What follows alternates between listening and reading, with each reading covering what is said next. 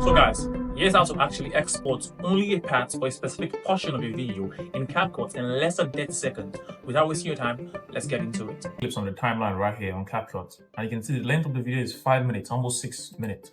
If I basically just come here and click export, the first thing is it exports the entire thing. You can see it wants to export like a 60 minutes video, but that's not what I actually want.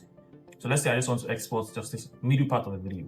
That's actually the secret. I'm just going to click on the part of the video I want to export. I'm going to click Shift X.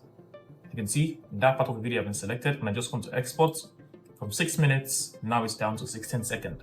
That's basically how you do it. Or let's say you want to do more, you just want to select just one part. You can just do hold Control and just select multiple parts of the clips that you want to export. You can do that. The same thing, Shift X, and you export.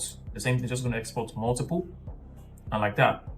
That's literally how it works. Or better still, just cancel, select the first part, and select the last part. So it's just going to export everything in between that range. So Shift X, everything from the beginning to the end. You can see how that works. So guys, that's how you do it.